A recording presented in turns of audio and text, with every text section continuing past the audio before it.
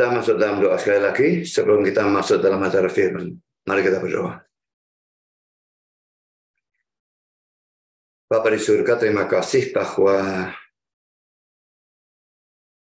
kami laki-laki mendapatkan kesempatan, kebebasan untuk membaca, untuk mendengar, untuk mempelajari, untuk merenungkan sebagian firman, dan khususnya hari ini firman yang berhubungan dengan Paskah ataupun kebangkitan Kristus. Kami sekali lagi mohon supaya Engkau hadir dan memimpin, mengarahkan, memberkati acara firman, baik penyampaian maupun penerimaan. Tolong hamba menyampaikan firman, berikan kekuatan, jasmani, pikiran, khususnya suara. Berikan pengurapan, berikan kata-kata, berikan apapun yang dia butuhkan supaya seluruh firman dan Injil bisa disampaikan dengan sebaik-baiknya, dengan benar, dan dengan sejelas-jelasnya. Dan tolong lengkapi dan bungkus firman dan Injilmu dengan kuasa dan pekerjaan Roh-Mu, karena kami secara tanpa itu semua akan sia-sia. Dan tolong kami semua dalam mendengar, Tuhan, berikan kami hati yang terbuka, berikan kami kesegaran, berikan kami konsentrasi yang baik dari awal sampai akhir, berikan kami terang supaya kami bisa mengerti. Dan Tuhan, telah kami mengerti, berikan kami ketundukan. Yang belum percaya, bila bisa percaya. Yang sudah percaya, bila bisa ditumbuhkan dan didewasakan. Dan bahkan menggunakan bahan ini untuk memberitakan Injil pada orang-orang lain. Kami sekali lagi sadar, dimanapun dan kapanpun firman dan Injil yang benar disampaikan, setan pasti bekerja. Kami mohon Kau kuatkan semua kami menghadapi godaan dan serangannya di dalam bentuk apapun, sehingga apapun yang mereka lakukan, biarlah firman tetap bisa disampaikan dan diterima dengan sebaik-baiknya untuk kemuliaan nama Tuhan. Terima kasih Bapa, berfirmanlah, kami siap untuk mendengar. Dalam nama Yesus kami berdoa. Amin.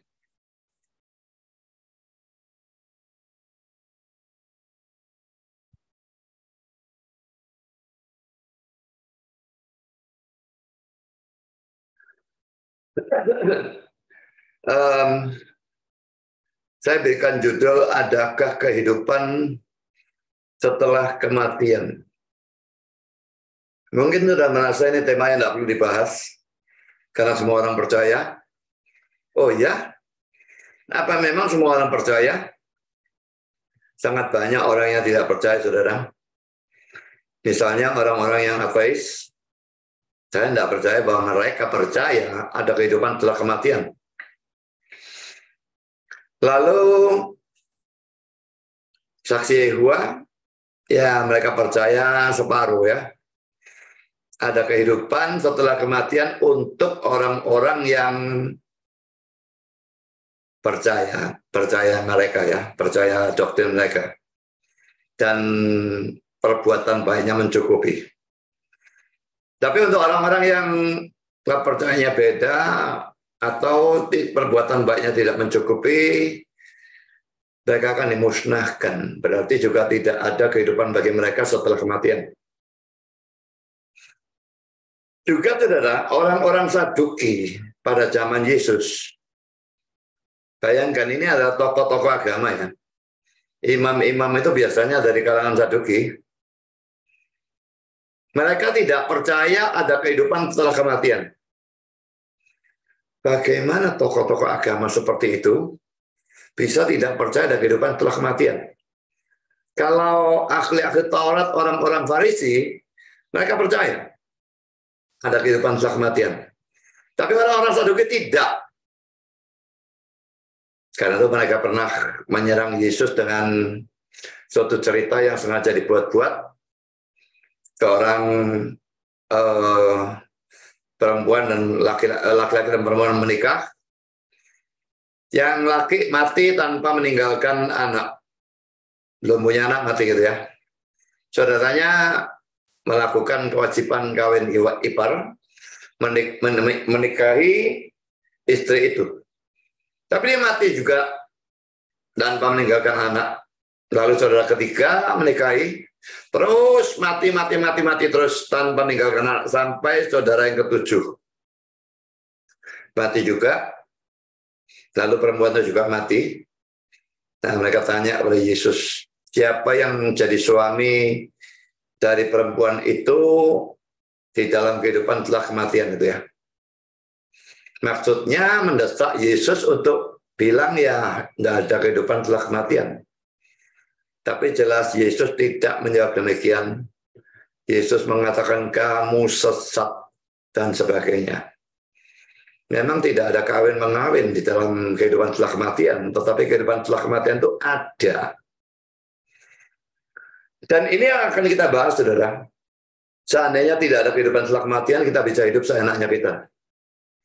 Tapi karena ada kehidupan setelah kematian dan ada penghakiman akhir zaman, kita tidak bisa hidup seenak kita. Kita akan membahas topik ini dari teks ini. 1 Korintus 15 ayat 12 sampai dengan ayat yang ke-34. Mari kita baca lebih dulu ya.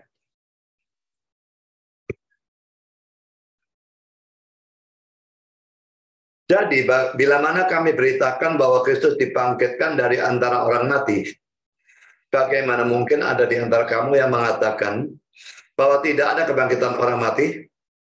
Kalau tidak ada kebangkitan orang mati, maka Kristus juga tidak dibangkitkan. Tetapi andai kata Kristus tidak dibangkitkan, maka sia-sialah pemberitaan kami, dan sia-sialah juga kepercayaan kamu. Lebih daripada itu, kami ternyata berdusta terhadap Allah, karena tentang Dia kami katakan bahwa Ia telah membangkitkan Kristus, padahal Ia tidak membangkitkannya. Kalau andai kata benar bahwa orang mati tidak dibangkitkan, sebab jika benar orang mati tidak dibangkitkan, maka Kristus juga tidak dibangkitkan. Dan jika Kristus tidak dibangkitkan, maka sia-sialah kepercayaan kamu, dan kamu masih hidup dalam dosamu. Demikianlah binasa juga orang-orang yang mati dalam Kristus. Jikalau kita hanya dalam hidup ini saja menaruh pengharapan pada Kristus, maka kita adalah orang-orang yang paling malang dari segala manusia. Tetapi yang benar ialah bahwa Kristus telah dibangkitkan dari antara orang mati, sebagai yang sulung dari orang-orang yang telah meninggal. Sebab sama seperti maut datang karena satu orang manusia, demikian juga kebangkitan orang mati datang karena satu orang manusia. Karena sama seperti semua orang mati dalam Adam, demikian pula semua orang akan dihidupkan kembali dalam Kristus. Tetapi tiap-tiap orang menurut urutannya. Kristus sebagai buah sulung, sesudah itu mereka yang menjadi miliknya pada waktu kedatangannya. Kemudian tiba kesudahannya, yaitu bila mana ia menyerahkan kerajaan kepada Allah Bapa. Sesudah ia membinasakan segala pemerintahan, kekuasaan dan kekuatan. Karena ia harus memegang pemerintahan sebagai raja sampai Allah meletakkan semua musuhnya di bawah kakinya. Musuh yang terakhir yang dibinasakan ialah maut. Sebab segala sesuatu telah ditaklukkannya di bawah kakinya. Tetapi kalau dikatakan bahwa segala sesuatu telah ditaklukkan, maka teranglah bahwa ia sendiri yang telah menaklukkan segala sesuatu di bawah kaki Kristus itu tidak termasuk di dalamnya. Tetapi kalau segala sesuatu telah ditaklukkan di bawah Kristus, maka ia sebagai anak akan menaklukkan dirinya di bawah Dia yang telah menaklukkan segala sesuatu di bawahnya, supaya Allah menjadi semua di dalam semua. Jika tidak demikian, apakah faedahnya perbuatan orang-orang yang dibaptis bagi orang mati? Kalau orang mati sama sekali tidak dibangkitkan, mengapa mereka mau dibaptis bagi orang-orang yang telah meninggal? Dan kami juga, mengapakah kami setiap saat membawa diri kami ke dalam bahaya? Saudara-saudara, tiap-tiap hari aku berhadapan dengan maut. Demi kebanggaanku akan kamu dalam Kristus Yesus Tuhan kita, aku katakan bahwa hal ini benar. Kalau hanya berdasarkan pertimbangan-pertimbangan manusia saja, aku telah berjuang melawan binatang buas di Efesus. Apakah gunanya hal itu bagiku? Jika orang mati tidak dibangkitkan, maka marilah kita makan dan minum, sebab besok kita mati. Janganlah kamu sesat, pergaulan yang buruk merusakkan kebiasaan yang baik. Sadarlah kembali sebaik-baiknya, dan jangan berbuat dosa lagi. Ada di antara kamu yang tidak mengenal Allah. Hal ini kukatakan supaya kamu merasa malu.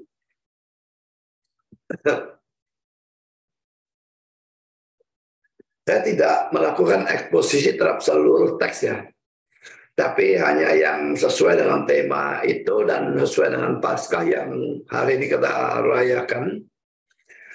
Pertama-tama saudara, kita akan membahas poin ini. Poin pertama, penolakan terhadap kebangkitan orang mati. Mulai 1 Korintus pasal 15 ayat 12 ini, Paulus mulai menangani problem kesesatan dalam gereja Korintus, yaitu ketidakpercayaan terhadap kebangkitan orang mati. Kita baca 12-nya sekali lagi ya. Jadi, bila mana kami beritakan bahwa Kristus dibangkitkan dari antara orang mati, bagaimana mungkin ada di antara kamu yang mengatakan bahwa tidak ada kebangkitan orang mati? Saudara, kalau gereja Korintus yang didirikan dan diajar cukup lama oleh Paulus sendiri, saya bisa membaca itu dalam Kisah Rasul 18 ayat 11. Mereka diajar pelajaran dasarnya saja selama 1 tahun 6 bulan atau 18 bulan. 1,5 tahun. Kalau gereja itu didirikan, diajar dasarnya begitu lama oleh Paulus sendiri, bisa sesat dalam kesesatan model demikian. Tidak percaya kebangkitan orang mati. Atau mungkin setidaknya mereka menjadi ragu-ragu apakah ada kebangkitan orang mati atau tidak. Maka jelaslah kita harus menyimpulkan bahwa tidak ada gereja yang bagaimanapun hebatnya yang kebal terhadap penyesatan. Saudara, camkan ini baik-baik ya. Tidak ada gereja yang bagaimanapun hebatnya yang kebal terhadap penyesatan. Apakah gereja kita ini kebal terhadap penyesatan? Karena pendetanya namanya Budi Asali? Tidak. Tidak kebal. Kalau kita tidak waspada, bisa sekali gereja ini sesat. Gereja manapun. GRI, karena Stephen Tong, gembala sidangnya, tidak bisa sesat. Tidak ada gereja yang tidak bisa sesat. Kalau gereja yang Paulus sendiri dirikan dan ajar, bisa sesat seperti itu. Tidak ada gereja yang tidak bisa sesat. Karena itu semua gereja harus selalu waspada terhadap penyesatan. Kita baca Matius 18 ayat 7 ya. Ini suatu peringatan dari Kristus. Celakalah dunia dengan segala penyesatannya. Memang penyesatan harus ada. Tapi celakalah orang yang mengadakannya. Perhatikan ya kata-katanya. Memang penyesatan harus ada. Berarti ini ditentukan atau enggak? Kalau enggak ditentukan, maka dia berkata harus ada. Maksudnya dia berkata mungkin ada gitu ya. Tidak. Dia berkata harus ada. Ini jelas-jelas sesuatu yang ditentukan. Dan ini adalah dosa kan. Penyesatan kan dosa. Tapi ditentukan harus ada. Dan dikatakan celakalah dunia dengan segala penyesatannya. Memang penyesatan harus ada, tapi celakalah orang yang mengadakannya. Nabi-nabi palsu itu mungkin akan enak ya dalam dunia ini. Bisa bohongi jemaatnya. Kalau kamu berikan persembahan banyak, kamu jadi kaya. Padahal mereka yang kaya duluan.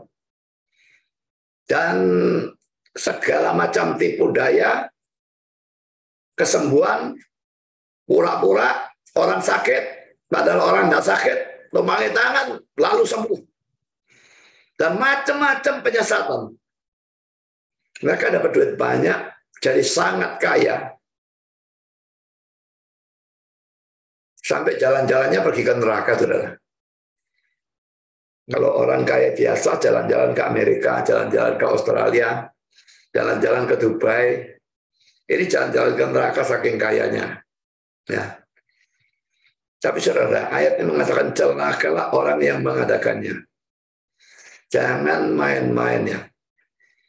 Semua yang hamba Tuhan, apakah sekedar mengaku hamba Tuhan atau betul-betul hamba Tuhan? Hamba Tuhan yang sungguh-sungguh pun bisa diselewengkan. Maka semua kita harus sangat memperhatikan ancaman dari Kristus ini. Tuhan tidak biasanya ngancam kertas sambal. cuma ngancam, tapi pada waktu dilanggar, akhirnya ancamannya tidak dilakukan. Tidak. Dia berkata, celakalah orang yang mengadakannya. Jangan main-main, saudara. Karena saudara, setiap gereja itu mesti menjaga mimbar. Bukan terhadap maling ya. Tidak ada maling kan nganggurin curi mimbar, kecuali mimbarnya dari emas. Tapi kalau mimbar dari emas beratnya berapa ton? Mimbar biasa harganya berapa, mereka tidak akan curi, saudara. Tidak perlu dijaga dalam urusan itu. Tapi jaga mimbar maksudnya siapa yang boleh khotbah di mimbar itu. Jangan sembarang ambil pengkhotbah. Jangan sembarang undang pengkhotbah yang tidak sudah kenal. Memang kalau kita mendengar di mana ada pengkhotbah yang bagus, boleh saja kita undang. Dulu kita sering mengundang pengkhotbah, cuma sejak pandemi sudah tidak pernah. Karena menggunakan Zoom dan sebagainya, maka saya yang selalu khotbah. Tapi kalau ada pengkhotbah lain diundang, pada saat itu, saya selalu, atau saya hadir, atau saya minta rekaman khotbahnya. Waktu itu kalau pakai kaset ya pakai rekaman. Kalau pakai video, saya minta lihat videonya. Untuk apa saya lihat? Untuk melihat apa yang dikhotbahkan pengkhotbah luar itu, apakah itu ajaran benar atau salah atau bahkan sesat. Apakah dia hamba Tuhan yang benar atau hamba Tuhan yang benar tapi kurang belajar, atau dia adalah nabi palsu. Kalau dia nabi palsu, blokir dia selama-lamanya, blacklist. Itu bahkan saya lakukan terhadap pendeta Yakub Susabda. Waktu masih di gereja yang dulu, sebelum gereja ini, pernah gereja kami dan gerejanya Andi Halim mengadakan acara bersama, undang Yakub Susabda. Kadang-kadang dilakukan di gereja kami, kadang-kadang di gereja sana. Saya melihat khotbah-khotbahnya dia ini kacau balau dan dipenuhi dengan banyak sekali kesesatan. Sampai setelah semua acara selesai, saya harus menyusun satu khotbah membahas semua penyesatan yang dia lakukan. Dan saya tidak ambil pusing orang itu punya gelar PhD, orang itu lebih senior dari saya, orang itu sekolahnya di ATS sama dengan sekolah saya, dan orang itu termasuk dalam kalangan Reform Injili. Persetan dengan semua itu. Kalau sesat, saya akan katakan sesat. Dan kalau sesat, saya akan blacklist. Tidak boleh khotbah selama-lamanya, kecuali dia bertobat.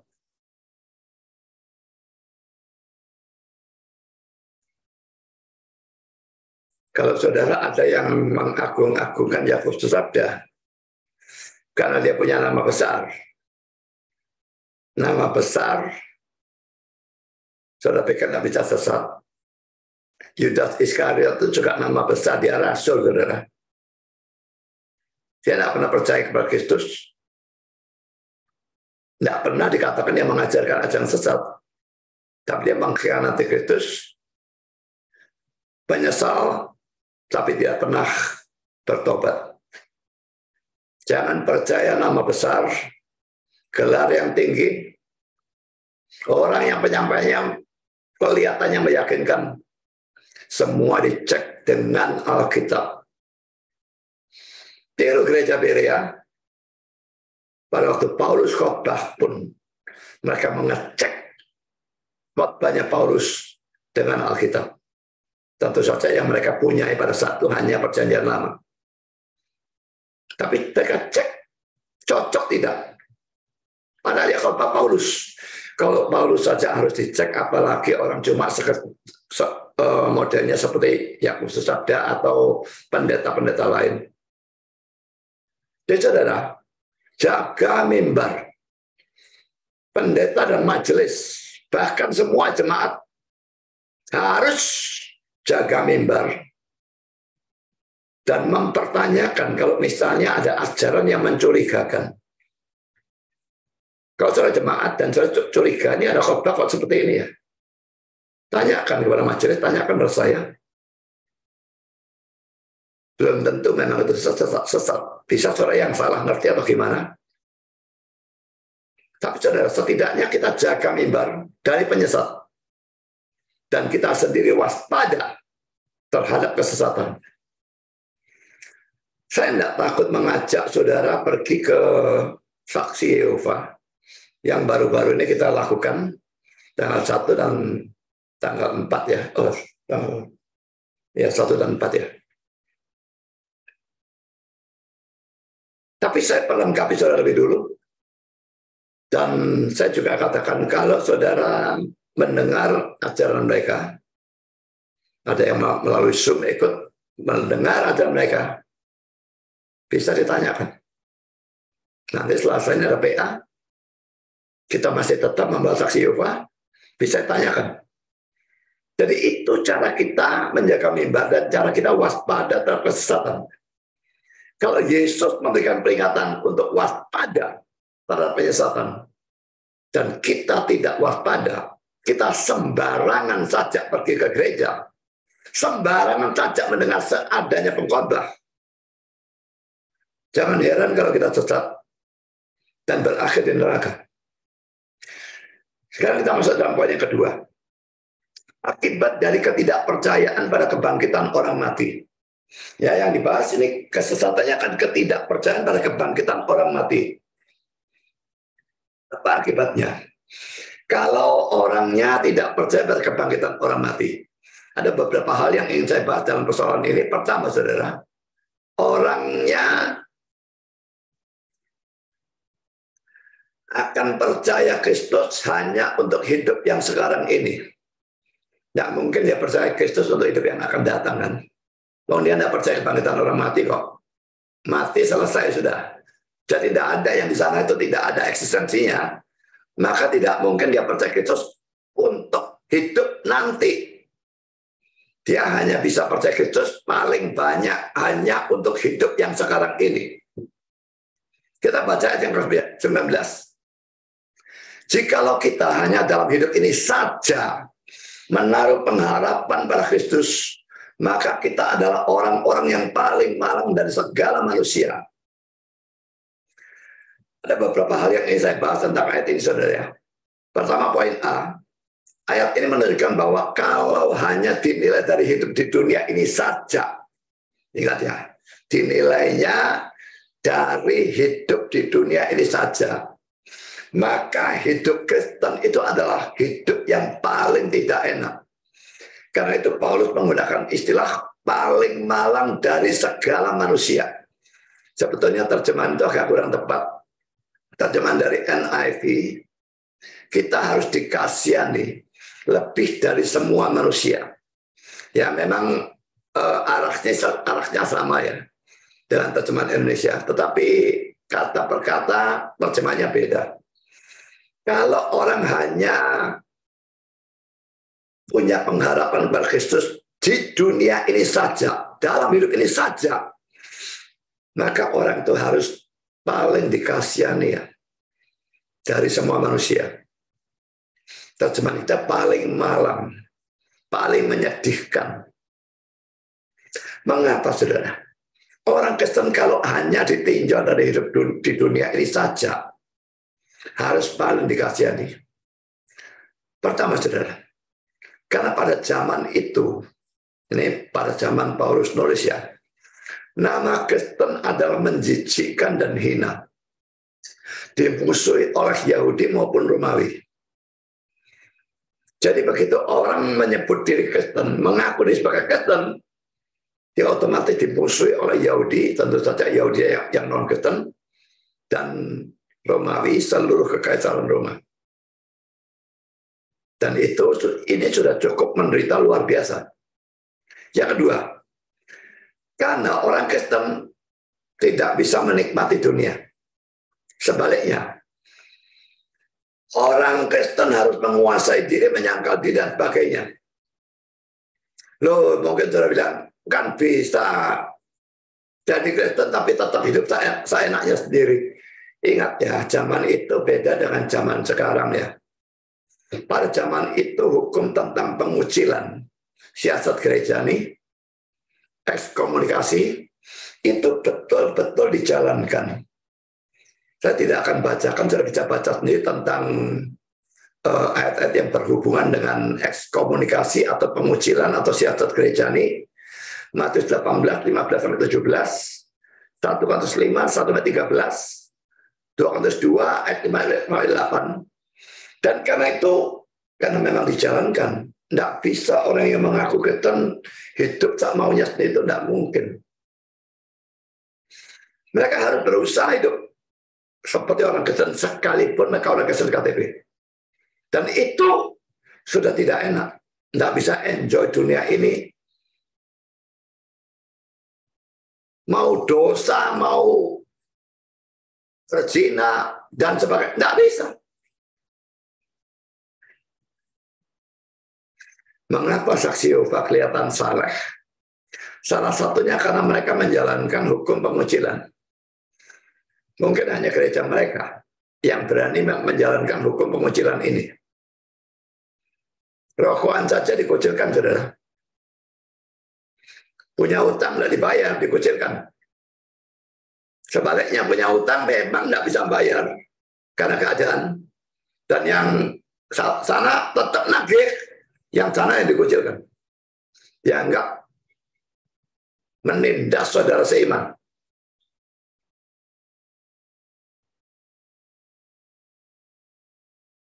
Tapi mereka punya keberanian menjalankan. Gereja Kristen yang lain, saya tidak pernah dengar ada gereja menjalankan siasat gereja ini. Pada saat itu harus dijalankan pun tidak dijalankan. Ada satu gereja bahkan ada satu orang kaya di dalamnya, punya 2 istri, dan pendetanya membela, bilang ini perkecualian. Pengecut itu pakai istilah pengecualian. Dia takut kehilangan orang kaya. Kalau orang kaya dikucilkan, orang kaya akan pindah.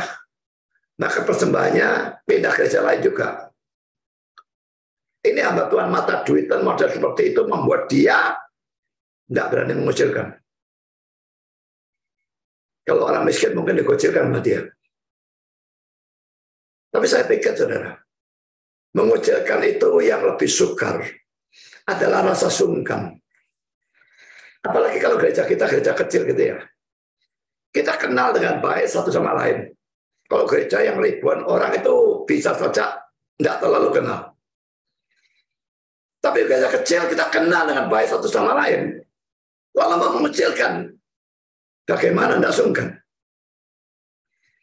Tapi saudara, sebetulnya harus lebih sungkan kepada Tuhan daripada kepada manusia. Dan kalau orang itu memang berbuat dosa yang cukup besar dan sudah diperingati dan proses siasat gereja ini dilakukan dan orangnya tetap tidak bertobat, maka pengucilan harus dilakukan. Dalam saksi Yehova, kalau dilakukan pengucilan, dia tidak bisa pindah ke gereja saksi Yehova yang lain. Karena satu mengucilkan, semua mengucilkan. Dalam gereja Kristen, dikucilkan, dia tinggal pindah gereja. Tapi gereja yang satunya itu, kalau gereja itu gereja benar, dan tahu orang dikucilkan, dan dikucilkan secara benar, maka dia harusnya ikut mengucilkan. Pengucilan bisa pengucilan secara salah ya. Ingat Martin Luther dulu dikucilkan oleh gereja Katolik. Itu pengucilan yang salah. Gereja Katoliknya yang harusnya dikucilkan. Yang sesat yang sana. Martin Luther dia justru yang benar. Tapi selalu yang sesat anggap yang tidak sesat sebagai sesat. Maka Martin Luther dikucilkan. Dalam hal orang yang benar dikucilkan oleh gereja yang sesat, kita akan terima dia justru. Tapi kalau orang memang salah dikucilkan oleh gereja yang benar, kita harus ikut mengucilkan dan tidak menerima dia.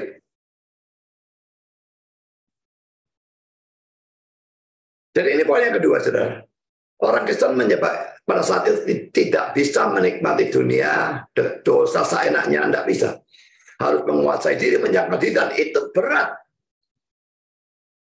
Yang ketiga, karena penghakiman akan dimulai dari orang Kristen. Mari kita baca dua teks ini.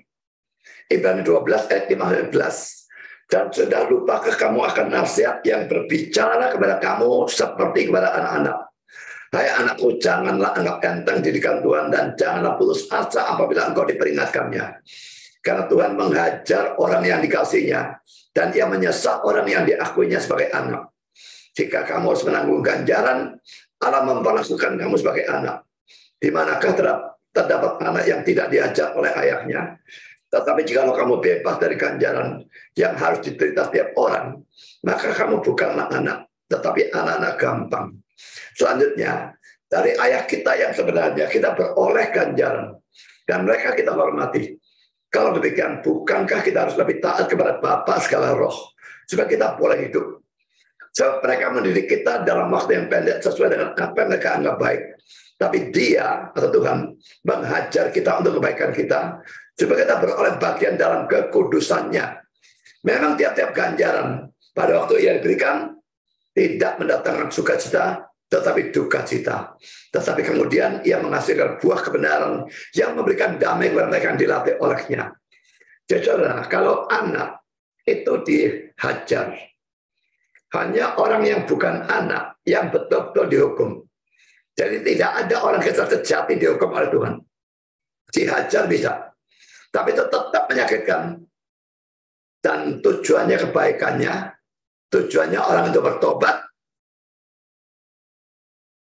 Memang pertama mendatangkan duka cita, tapi pada akhirnya tujuannya mendatangkan sukacita bagi orang itu pada saat dia bertobat. Kalau kita baca teks yang kedua, 1 Petrus 4 ayat 17. Karena sekarang telah tiba saatnya penghakiman dimulai. Dan pada rumah Allah sendiri yang harus pertama-tama dihakimi. Dan jika penghakiman itu dimulai pada kita, bagaimanakah kesudahannya dengan mereka yang tidak percaya pada Injil Allah? Jadi pada waktu Allah menghakimi, orang-orang di dalam gereja itu yang pertama-tama dihakimi. Setelah itu baru orang-orang di luar gereja. Dan pertanyaan terakhir itu, dan jika penghakiman dimulai pada kita, bagaimana kesudahannya dengan mereka yang tidak percaya pada Injil Allah? Saudara, ini menyebabkan orang Kristen yang bersalah dihajar oleh Tuhan. Tapi kalau orang kafir bersalah, dibiarkan oleh Tuhan, setidaknya dibiarkan lebih lama. Dan seringkali dibiarkan sampai mati. Baru setelah mati dimasukkan neraka, nah hukumannya habis-habisan di sana. Jauh lebih enak diajar di sini supaya bertobat dan tidak masuk neraka, daripada di sini tidak diajar, tapi tahu-tahu dihukum di neraka. Tapi dalam dunia ini, kan tadi penyorotannya dalam dunia ini kan, orang Kristen diajar, orang dunianya tidak.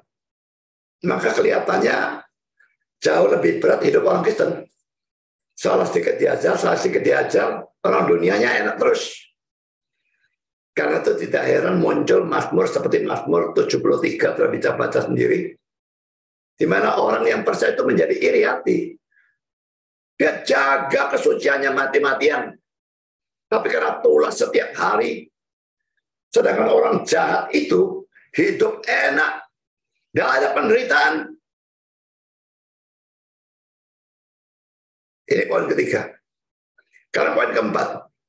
Karena orang Kristen akan mendapat serangan setan yang lebih hebat. Kalau Kristen sejati jelas mendapat serangan lebih hebat. Makin Kristen saudara adanya, makin hebat serangannya. Makin Kristen itu maksud saya makin Kristen sungguh-sungguh. Sungguh-sungguh mentaati, sungguh-sungguh mengasihi Tuhan, menginjil, melayani, memberikan persembahan, dan pokoknya hidupnya betul-betul dipersembahkan untuk Tuhan, untuk kemuliaan Tuhan. maka makin besar serangan setannya. Makin saudara Kristen kerucuan, makin sedikit serangannya. Tapi saudara, bahkan orang Kristen KTP, dia tetap pergi ke gereja kan?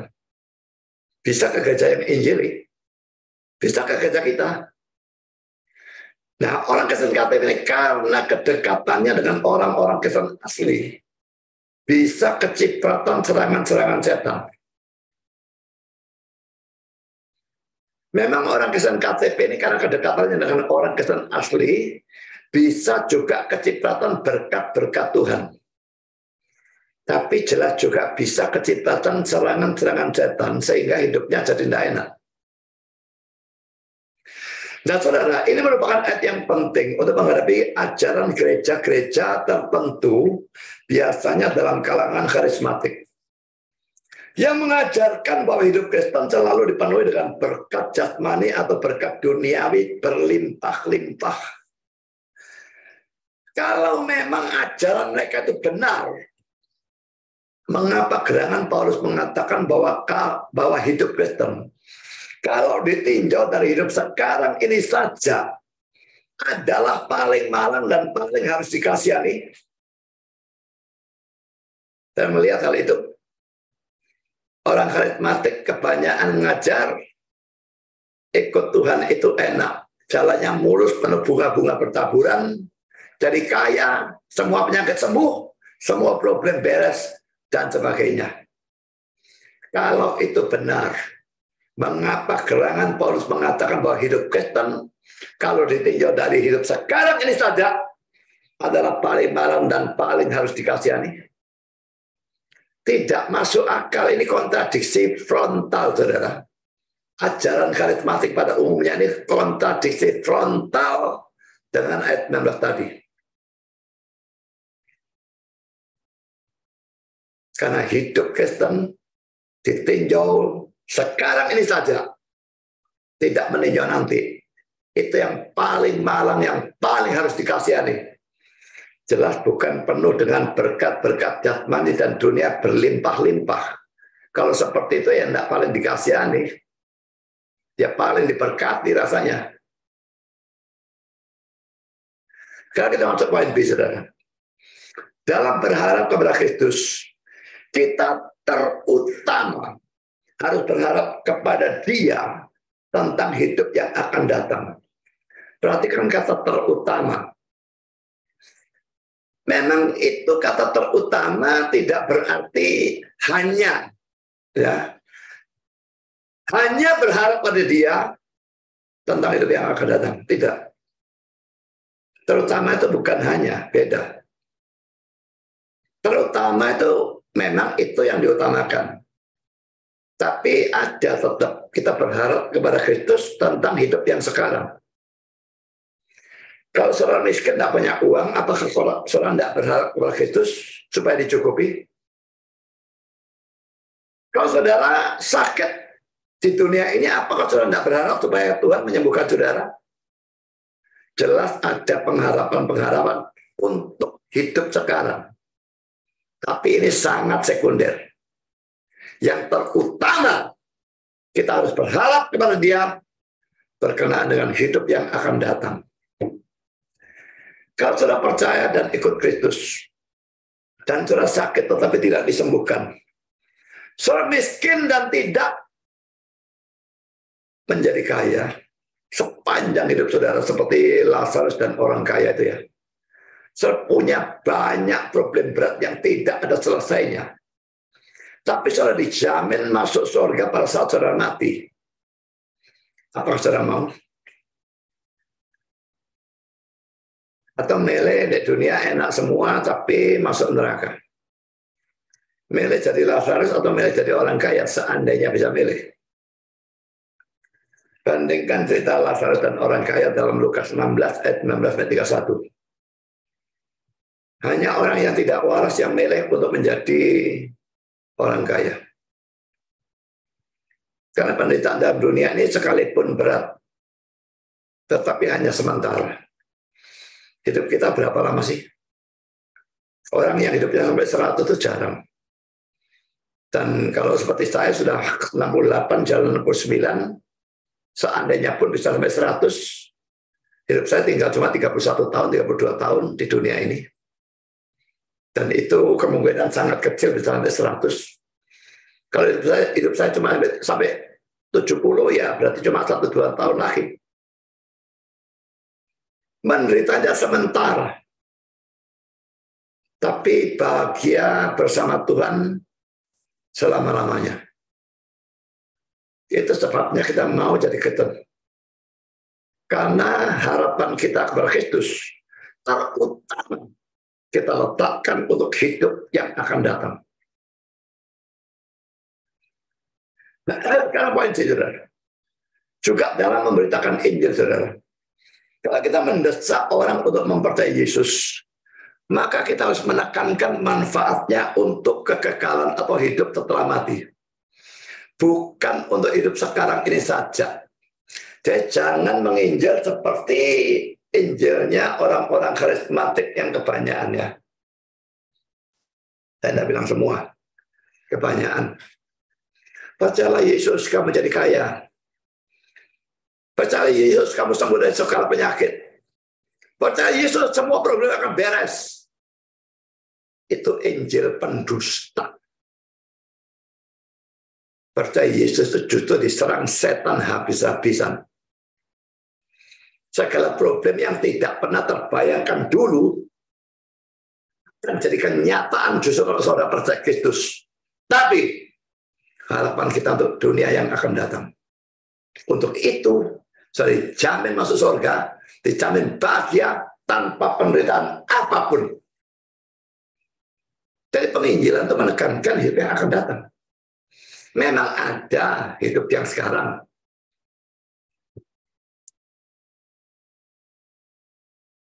Itu akan saya bahas nanti. Damai dan sebagainya ada.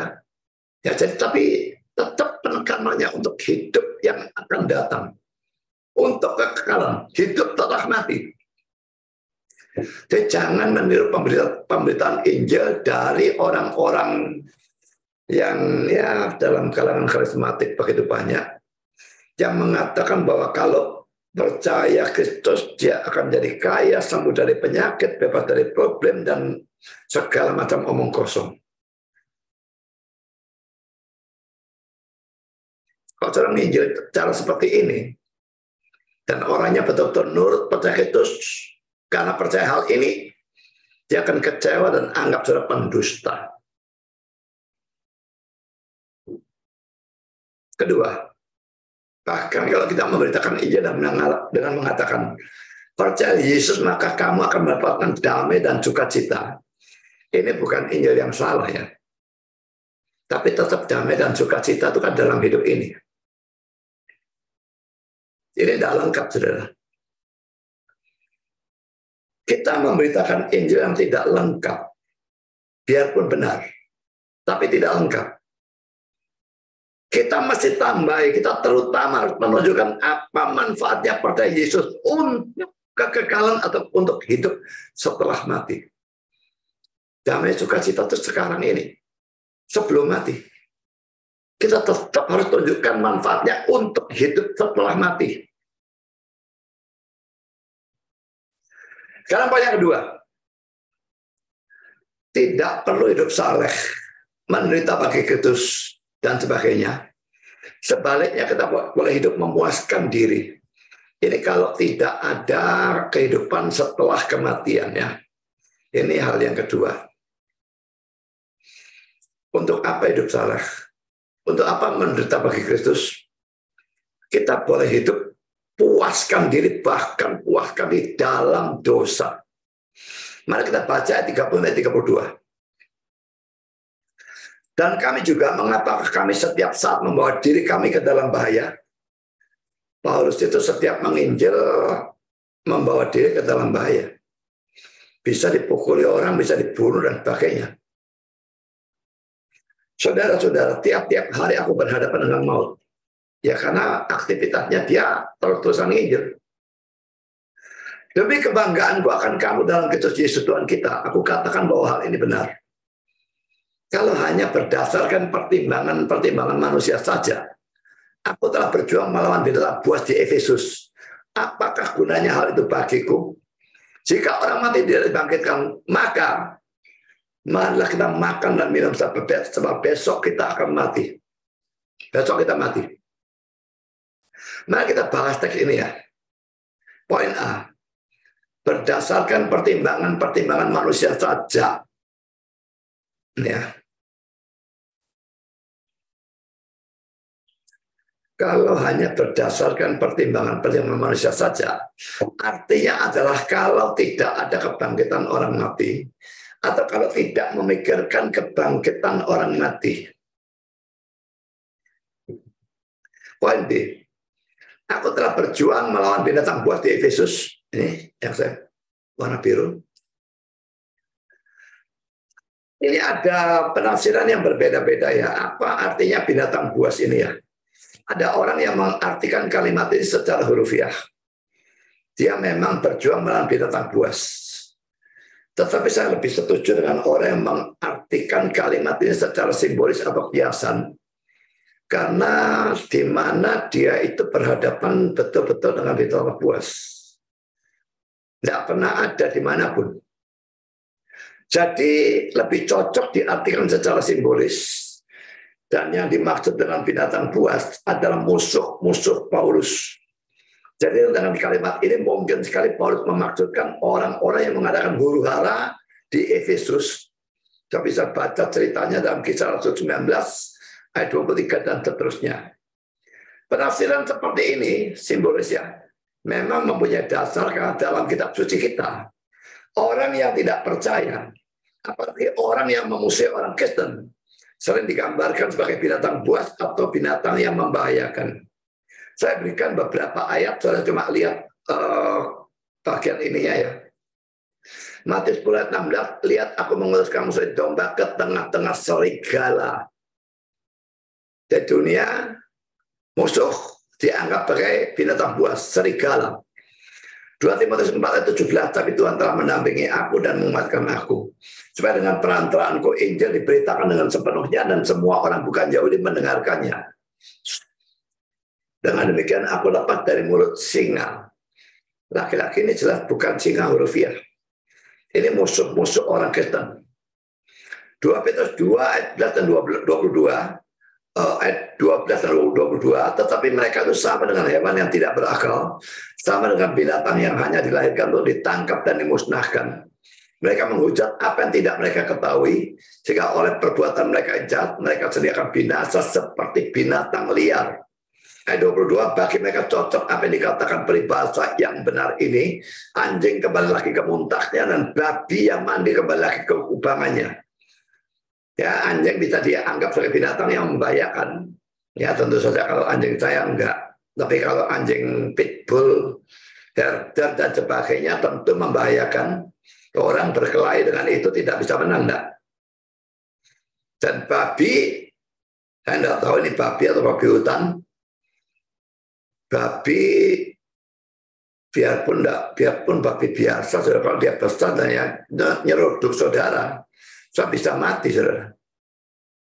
Jadi tetap ini binatang liar, anjing, babi ini tetap binatang-binatang yang bisa sekali membahayakan.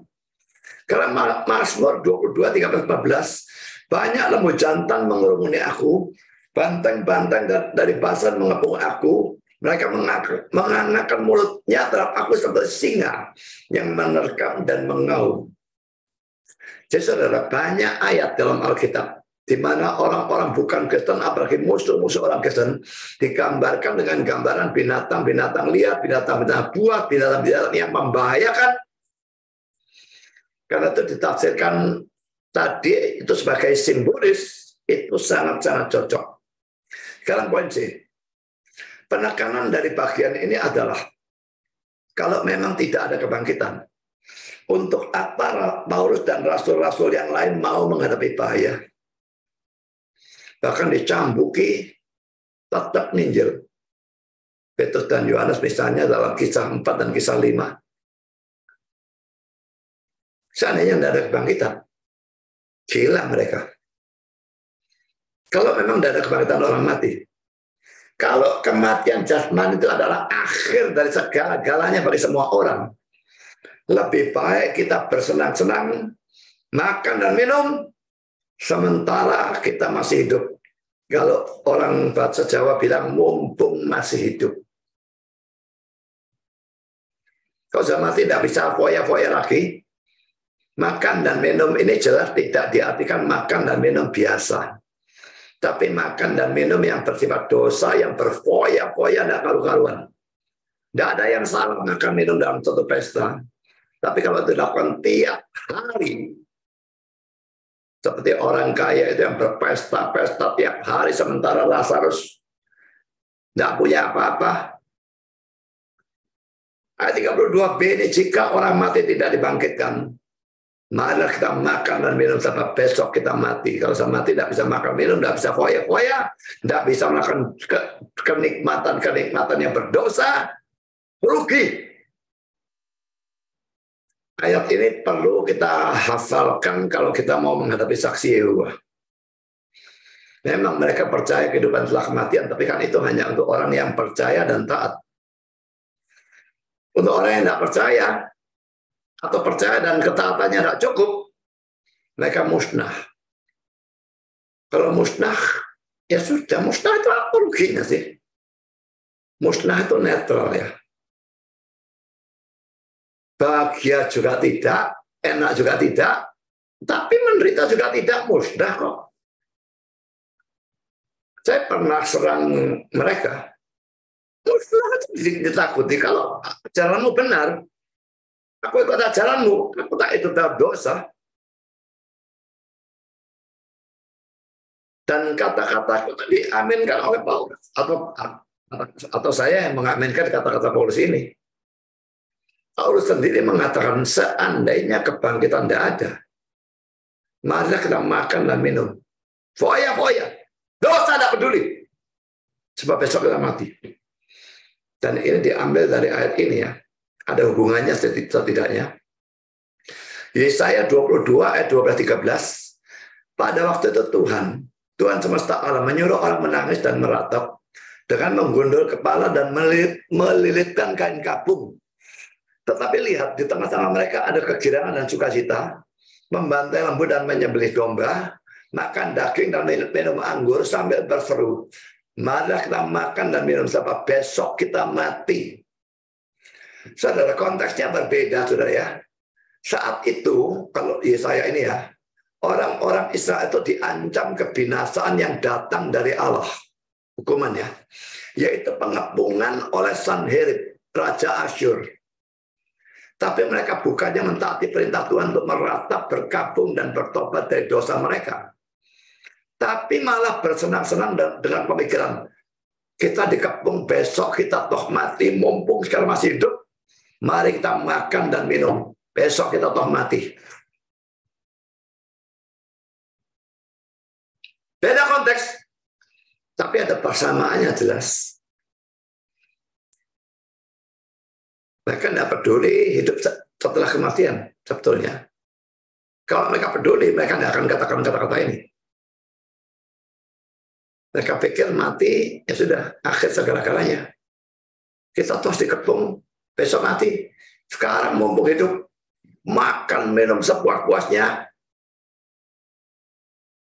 Sama sebetulnya. Ini juga merupakan pepatah dari golongan yang namanya Epikuros. Saya bisa jumpai golongan itu dalam Kitab 17-18 yang tidak percaya adanya hidup setelah mati. Itu ada satu lagi golongan yang tidak percaya hidup setelah mati. Sehingga mereka hidup dalam pelampiasan hawa nafsu secara bebas. Jadi saudara, ini menunjukkan bahwa doktrin tentang kebangkitan orang mati, sekalipun kelihatannya teoritis, tetapi sangat mempengaruhi kehidupan praktis kita. Kalau pengertian doktrinal salah, maka hidupnya juga akan salah. Sudah pernah baru-baru ini saya ajarkan tentang hal ini. Tapi ajaran seperti ini tidak pernah perlu bosan untuk diajarkan atau untuk didengar. Kalau pengertian doktrinal salah, maka hidup kita juga akan salah. Ini penting ditekankan untuk orang-orang yang tidak senang doktrin. Tidak senang doktrin, jelas gampang kacau di dalam doktrin. Maka hidupnya juga akan salah. Leon Morris mengatakan demikian. Doktrin memimpin pada kelakuan. Dan doktrin yang tidak sehat, pada akhirnya pasti membawa pada kelakuan yang berdosa. Tidak bisa tidak, saudara. Tapi kan contoh ya. Orang-orang karismatik laki-laki banyak yang ngomong seperti ini. Kalau kita disuruh hati-hati atau waspada terhadap setan, dan setan digambarkan seperti singa, mereka remehkan setan itu bodoh. Singa ompong.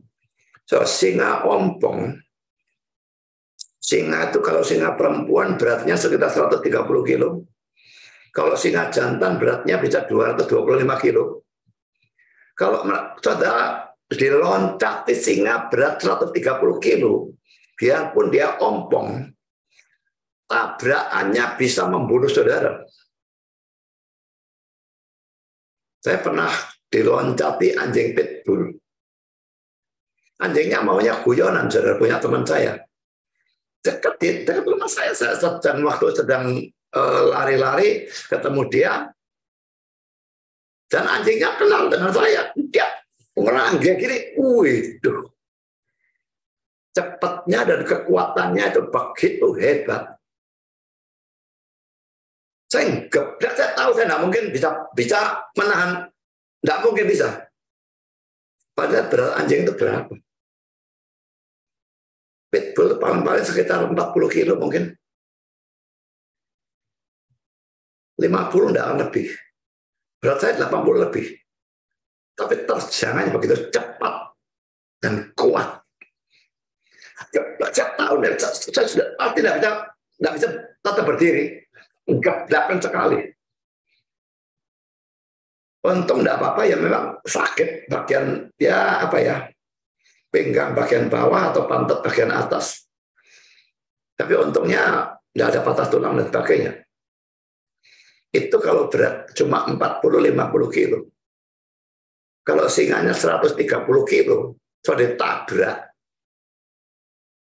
Jadi orang yang ngomong setan itu bodoh, singa itu ompong. Ya mereka itu loh yang idiot, gobloknya setengah mati. Dan doktrin seperti itu salah. Maka mereka akan hidupnya juga akan salah. Mereka tidak akan berhati-hati menghadapi tipu daya setan. Ini contoh pertama. Contoh kedua, orang yang percaya doktrin Arminianisme. Sekalipun ini bukan sesat kalau Arminianisme yang sungguh-sungguh, akan lebih condong untuk memuji diri sendiri atas keselamatan yang mereka miliki, atau atas perbuatan baik yang mereka lakukan. Karena mereka percaya mereka makan itu dengan free will mereka. Aku selamat. Wah, karena aku gunakan free willku dengan baik. Ini kesombongan sedikit banyak, saudara. Bisa berbuat baik, laki-laki free will mereka. Kalau kita tidak, kita selamat karena anugerah, karena kasih karunia. Kita bisa berbuat baik karena kasih karunia. Selalu grace of God. Kasih karunia Allah. Sebaliknya kalau kita berbuat dosa, itu aku sendiri. Doktrinnya benar. Seharusnya membuat orangnya jadi rendah hati. Sehingga kalau ada orang reform yang sombong, itu sebetulnya dia tidak betul-betul menghayati ajarannya sendiri. Karena kita masuk dalam poin yang ketiga, Romawi. Adanya kebangkitan Kristus tidak memungkinkan penyangkalan terhadap kebangkitan orang mati. Karena Kristus itu juga manusia, kan? Dan dia bisa bangkit. Bagaimana bisa menyangkal kebangkitan orang mati padahal Kristusnya manusia dan dia mati tapi dia bangkit. Jadi doktrin sesat yang sedang dihadapi Paulus saat ini di Korintus tidak percaya kebangkitan orang mati. Dia serang itu dengan fakta kebangkitan Kristus. Ini fakta. Tapi pertama saudara, Paulus mula-mula cuma mengandaikan apa yang akan terjadi seandainya Kristus tidak bangkit dari antara orang mati. Kita baca ayat 14 dan 18 ya. Tetapi andai kata Kristus tidak dibangkitkan, maka sia-sialah pemberitaan kami dan sia-sialah juga kepercayaan kamu. Lebih daripada itu kami ternyata berdusta terhadap Allah. Karena tentang dia kami katakan bahwa ia telah membangkitkan Kristus. Padahal ia tidak membangkitkannya kalau andai kata benar bahwa orang mati tidak dibangkitkan. Sebab jika benar orang mati tidak dibangkitkan, maka Kristus juga tidak dibangkitkan. Dan jika Kristus tidak dibangkitkan, maka sia-sialah kepercayaan kamu. Dan kamu masih hidup dalam dosamu. Demikianlah binasa juga orang-orang yang mati dalam Kristus. Kecuali yang warna merah itu andai katanya ya. Pengandaiannya. Ada dalam ayat 14 dan ayat 17. Yang warna biru itu yang terjadi seandainya Kristus tidak dibangkitkan. Jadi yang warna biru saya akan tuliskan di bawah ini. Jadi andai kata Kristus tidak bangkit atau dibangkitkan. Ingat ya. Sebagai manusia dia dibangkitkan, sebagai Allah dia bangkit sendiri. Orang-orang reform tertentu bodoh sekali mengatakan Kristus itu tidak pernah bangkit sendiri, dia dibangkitkan. Saya percaya kedua-duanya. Karena Kristus adalah Allah dan manusia. Ditinjau dari sudut manusianya, dia dibangkitkan. Saya tidak menyangkal itu. Bapa membangkitkan dia, iya. Tapi ingat, sebagai Allah, dia membangkitkan dirinya sendiri. Jadi andai kalau Kristus tidak bangkit atau tidak dibangkitkan, maka apa? Pertama saudara yang warna biru itu ya, sia-sialah pemberitaan Injil atau firman oleh Paulus atau oleh siapapun juga. Kalau Paulus sia-sia dalam memberitakan Injil atau firman, maka saya pasti juga sia-sia memberitakan Injil atau firman. Semua orang akan sia-sia. Kalau memang tidak ada Kristus dibangkitkan. Semua sia-sia. Kristus memang mati menebus dosa. Tapi kalau dia tidak bangkit, berarti dosanya tidak beres, saudara. Maka kita mau memberitakan Injil, memberitakan firman, apa yang kita beritakan tidak ada jaminan apapun. Dosa tidak beres kok. Tetap kita akan masuk neraka, saudara. Lalu apa gunanya memberitakan Injil atau firman? Tidak ada Injil. Kabar baik itu omong kosong. Kalau kita tidak bangkitkan. Kedua, poin B. Sia-sia juga kepercayaan dari orang Kristen. Ini mencakup bukan hanya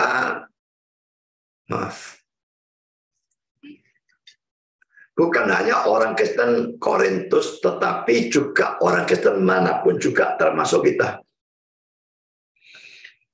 Kita apa gunanya beriman? Dosa kita tidak beres kok.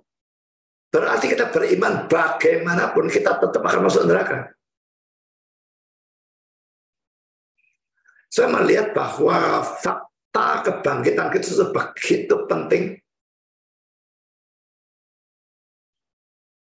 Tanpa itu sia-sia iman kita, saudara. Poin ketiga, andai kata Kristus tidak bangkit, Paulus ternyata berdusta terhadap Allah. Karena dalam pemberitaannya dia mengatakan Kristus bangkit. Poin D, kalau Kristus tidak bangkit, orang Kristen masih hidup dalam dosanya. Kita tidak bisa ada pembebasan dari belenggu dosa. Kita akan tetap hidup dalam dosa. Karena iman kita semua tidak ada gunanya semua. Tidak ada pengampunan. Tidak ada juga pembebasan dari belenggu dosa. Kita masih diperbudak oleh dosa. Dan poin E, orang-orang mati dalam Kristus binasa, dalam arti masuk neraka. Dalam Alkitab cuma ada dua kematian ya. Mati dalam dosa atau mati dalam kesalahan itu pertama. Dan kedua mati dalam Kristus. Kalau Kristus sudah mati dan bangkit, maka orang yang mati dalam Kristus itu tidak binasa.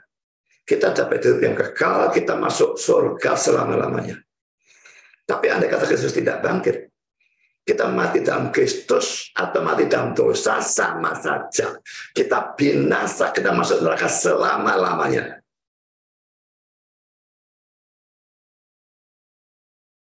Andai kata Kristus tidak bangkit, poin A, B, C, D, E ini yang terjadi. Begitu suram hidup ini dan masa depan kita.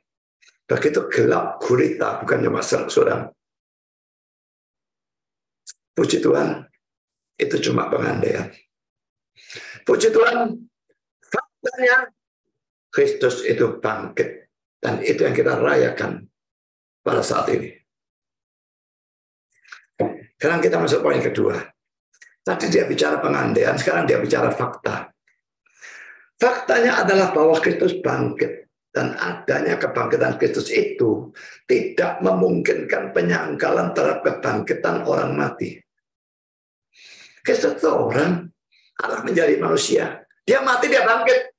Bagaimana mungkin bisa orang tidak bisa bangkit? Ini orang ini bangkit kok. Jadi tidak memungkinkan penyangkalan terhadap kebangkitan orang mati. Poin A, kita baca ayat 12, 13, 16. Jadi bila mana kami beritakan bahwa Kristus dibangkitkan dari antara orang mati, bagaimana mungkin ada di antara kamu yang mengatakan bahwa tidak ada kebangkitan orang mati? Kalau tidak ada kebangkitan orang mati, maka Kristus juga tidak dibangkitkan karena dia juga orangnya. Sebab jika benar orang mati tidak dibangkitkan, maka Kristus juga tidak dibangkitkan. Jadi saudara, ini menunjukkan bahwa doktrin yang satu berhubungan dengan doktrin yang lain. Kalau yang satu salah, maka yang lain sangat bisa ikut salah. Kalau yang satu diterima, maka yang lain juga harus diterima.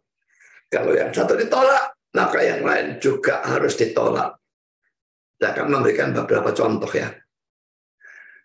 Pertama, doktrin Calvinisme dalam perbedaannya dengan Arminianisme yang disingkat dengan akrotik tulip.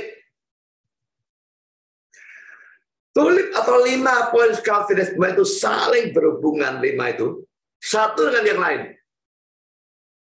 Saya mengikuti kelas berbayar saya tentang Irresistible Grace. Pasti sudah tahu itu. Kan itu baru diajarkan. Kan itu kalau diterima satu, sebetulnya mesti diterima semua. Tolak satu, mesti tolak semua. Orang yang terima 5 poin ini cuma sebagian, orang itu tidak punya logika. Atau dia kurang belajar, atau logikanya tidak jalan. Contoh kedua, doktrin tentang kelahiran Kristus dari seorang perawan berhubungan erat dengan doktrin keilahian Kristus maupun dengan doktrin ketidakberdosaan Kristus. Dan kedua doktrin yang terakhir ini berhubungan erat dengan doktrin penebusan Kristus. Makanya si William Barclay itu mengatakan gereja tidak insist, berkeras Kristus lahir dari perawan. Ini orang umat sesatnya lagi kalau ngomong seperti itu. Gereja siapa yang tidak insist? Gereja dia saja barangkali. Pasti gereja itu sesat kalau dia tidak insist, berkeras, Kristus lahir dari perawan. Kalau dia bukan lahir dari seorang perawan, maka keilahiannya, ketidakberdosaannya bubar semua.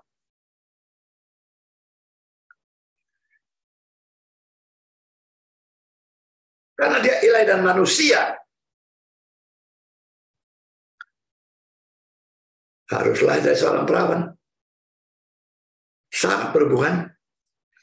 Kalau dia bukanlah itu seorang perawan, tapi dari seorang perempuan yang hubungan seks biasa, dia tidak bisa tidak berdosa, saudara. Dosa asal langsung sudah ada. Dan dua doktrin yang terakhir ini berhubungan erat dengan doktrin penebusan Kristus. Kalau Kristus tidak punya keilahian, dia tidak bisa menebus. Kalau dia manusia, dia tidak bisa menebus. Kalau Kristus tidak berdosa, dia juga tidak bisa menebus. Ada satu saja dosa, dia mati untuk dosanya sendiri. Tidak bisa mati untuk menggantikan dosa kita. Karena itu, saudara, menerima yang satu berarti menerima semua. Dan menolak yang satu berarti menolak semua. Dan sekarang saya terapkan contoh ini pada apa yang sekarang kita sedang pelajari. Poin ketiga, doktrin tentang kebangkitan Kristus berhubungan dengan doktrin kebangkitan orang mati, dan ini hubungannya luar biasa erat. Kalau yang satu salah, maka keduanya salah. Dan sebaliknya, kalau yang satu benar, maka keduanya benar. Kalau mau menolak, harus menolak keduanya. Dan kalau mau menerima, harus menerima keduanya. Kebangkitan orang mati memang belum terjadi. Tapi karena kebangkitan Kristus sudah terjadi 2000 tahun yang lalu, maka kebangkitan orang mati pasti akan terjadi. Berarti hidup setelah kematian itu pasti ada. Ini jawaban atas pertanyaan dari tema kita, tema khotbah hari ini. Apakah ada kehidupan setelah kematian? Pasti ada. Karena ada kebangkitan orang mati. Dan ingat ya, bukan orang percaya tok yang dibangkitkan. Orang tidak percaya juga dibangkitkan. Orang-orang yang mati sekarang, percaya rohnya tok masuk surga. Tidak percaya, rohnya tak masuk neraka. Tubuhnya dikubur, dikremasi, atau kemanapun, saya tidak peduli, membusuk, saya tidak peduli. Tapi nanti akhir zaman, Kristus datang kedua kali, tubuhnya dibangkitkan. Dipersatukan lagi dengan rohnya. Jadi masuk ke surga, orang percaya itu nanti lengkap ya, manusia lengkap. Tubuhnya memang tubuh kemuliaan, tapi tetap tubuh dan roh.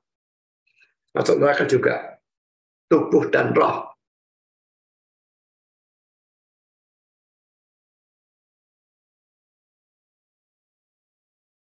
Tidak tahu saudara termasuk yang mana. Pikirkan saudara, ada kehidupan setelah kematian. Karena itu kita sekarang beriman itu mempengaruhi. Beriman dan tidak beriman itu akan mempengaruhi tujuan nanti akhirnya kemana. Kita taat atau tidak taat, itu mempengaruhi pahalanya atau berat hukumannya itu seberapa banyak.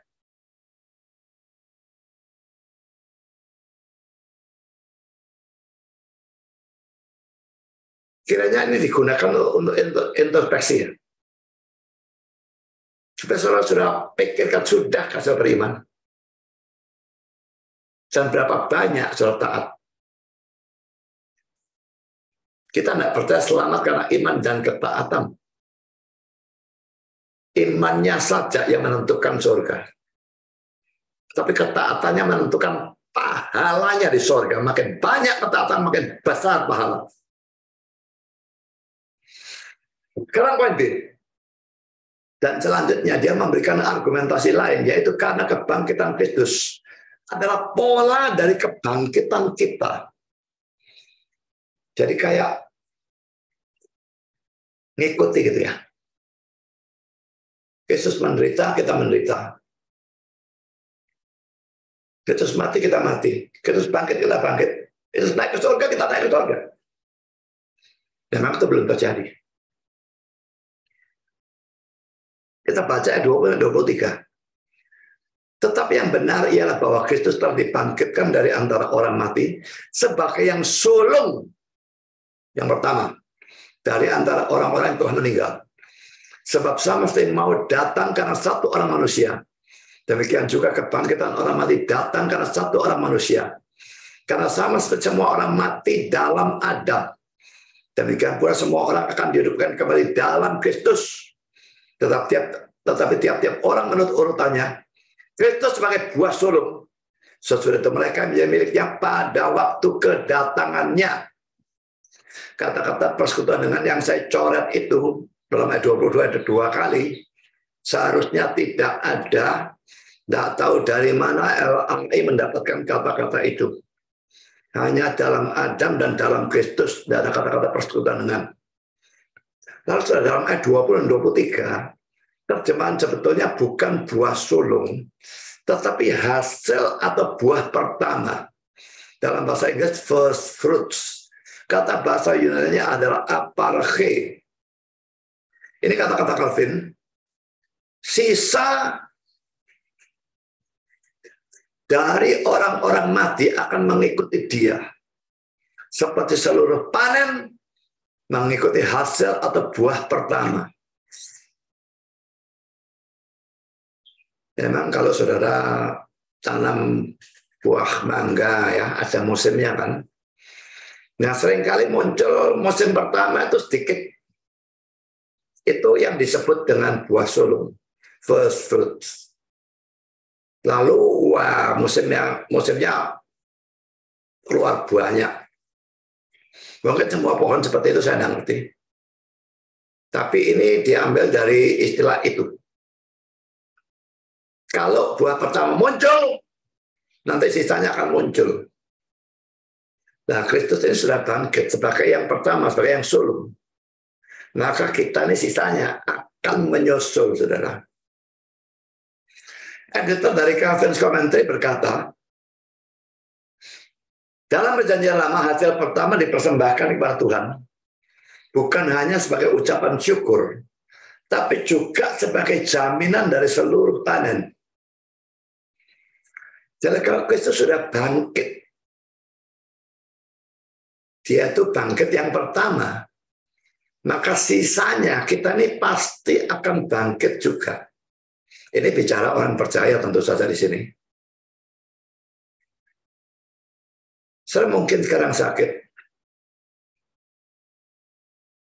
Mungkin saudara buntung tangannya. Mungkin saudara cacat. Bangkit tentu saja dengan tubuh yang disempurnakan. Saya tidak percaya orang cacat bangkit dengan tubuh yang cacat yang sama. Tidak mungkin. Memang tubuh lama dibangkitkan. Disempurnakan, dimuliakan. Kita punya tubuh kemuliaan sama seperti tubuh Kristus setelah kebangkitan dan kenaikannya di surga nanti. Tetap itu tubuh. Disebut tubuh rohani. Tubuh itu kata bendanya. Rohani itu kata yang menjelaskan tubuh itu. Jadi tetap tubuh. Disebut tubuh kebangkitan, tubuh kemuliaan, macam-macam istilah. Tapi itu menunjuk pada tubuh kita nanti di surga.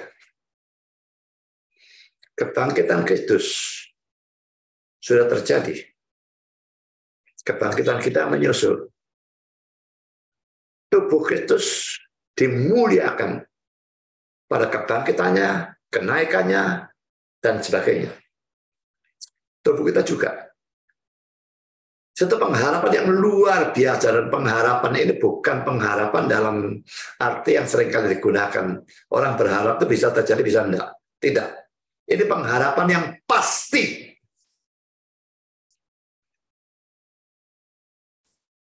Jumat Agung digabungkan dengan Paskah, saudara. Kematiannya menebus dosa, kebangkitannya menunjukkan dia mengalahkan maut, mengalahkan setan, dan menjamin dosa-dosa kita dihapuskan semuanya tanpa kecuali. Jadi saudara, karena Kristus bangkit, maka pasti ada kebangkitan orang mati. Dan karena ada kebangkitan orang mati, atau karena ada hidup yang akan datang, maka bodohlah orang yang hidup hanya untuk saat ini saja. Bandingkan dengan dua teks ini ya. Lukas 12 ayat 13 sampai 21 saya tidak akan baca. Perumpamaan tentang orang kaya yang bodoh. Ini contoh yang salah, contoh yang negatif. Kumpulkan duit, lumbungnya kurang besar, rombak, buat yang lebih besar. Lalu bicara pada hati dia sendiri. Hai jiwaku, bersenang-senanglah pada ada banyak harta. Untuk bersenang-senang selama-lamanya. Malam itu juga, tapi Tuhan berkata, hai orang bodoh, malam ini juga jiwa maka diambil daripadamu. Untuk apa? Untuk siapa itu semua kekayaanmu? Ini orang yang hidup untuk dunia ini saja. Di dunia ini saja. Dan ini contoh yang salah atau negatif. Sekarang ada contoh yang benar atau positif. Dalam Lukas 16 ayat 1-12, perumpamaan tentang bendahara yang tidak jujur. Saudara, bendahara yang tidak jujur ini bukan harus ditiru ketidakjujurannya ya. Ingat, ini satu perumpamaan. Jadi kita tiru dia sesuai dengan arah dari perumpamaan itu. Dia dipuji bukan karena ketidakjujurannya, tapi karena dia memikirkan masa depan. Dia kan mau dipecat sama tuannya. Lalu orang-orang yang berhutang pada tuannya dipotong semua hutangnya, didiskon semua. Hutang berapa? Oh, 100 karung gandum, potong 50. Hutang berapa? Potong. Hutang berapa? Potong. Pemikiran dia apa? Nanti dia dipecat. Orang-orang itu kan hutang budi sama dia. Akan balas dia. Bukan pamrihnya yang dibicarakan oleh tekankan. Bukan tidak jujur dia yang tekankan. Tapi dia memikirkan masa depan. Kita kalau kita hidup hanya memikirkan dunia ini, tidak memikirkan dunia yang akan datang atau hidup yang akan datang, tidak memikirkan kekekalan, kita tidak dipuji seperti bendahara ini. Ini dipuji. Ini contoh yang benar atau positif. Jadi saudara, hiduplah untuk hidup yang akan datang. Pertama, yang belum mempunyai Yesus sebagai Tuhan dan Juru Selamat, cepatlah datang dan percaya kepada Dia. Tanpa Dia, hidup yang akan datang bagi saudara adalah neraka selama-lamanya. Dan kedua, yang sudah percaya hiduplah taat, relalah menderita bagi Tuhan, kuasailah diri saudara dari semua kesenangan yang bersyarat dosa, gunakanlah hidup, tenaga, pikiran, uang saudara untuk kemuliaan Tuhan. 1 Korintus 10 ayat yang ke-31. Jika kamu makan, atau jika kamu minum, atau jika kamu melakukan yang lain, apapun, lakukanlah untuk kemuliaan Tuhan. Saudara, kalau hidup saudara itu tujuannya bukan untuk kemuliaan Tuhan. Jalan hidup saudara itu salah arah. Maka apapun yang saudara lakukan, kalau arahnya salah, semuanya dosa. Yang belum percaya, lakukan ini dulu, baru yang kedua. Yang sudah percaya, lakukan hanya yang kedua. Kiranya Tuhan memberkati saudara. Selamat Hari Paskah. Amin.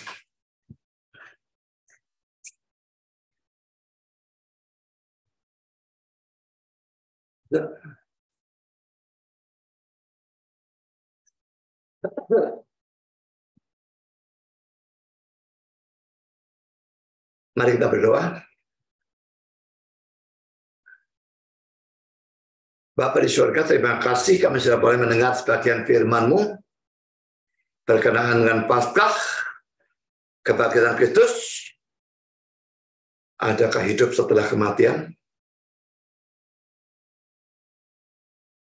Banyak yang kami pelajari. Tolong kami menjaga mimbar supaya tidak disesatkan, karena tidak ada gereja yang kebal terhadap penyesatan. Tolong kami percaya adanya kehidupan setelah kematian, karena kebangkitan Kristus merupakan bukti dari hal itu, dan juga pola dari kebangkitan kami. Bagi orang-orang yang belum percaya, tolong Tuhan, buat mereka percaya, supaya mereka diselamatkan.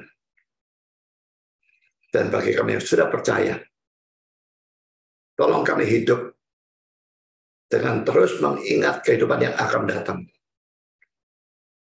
Dan hidup sedemikian rupa sehingga berguna untuk kehidupan yang akan datang.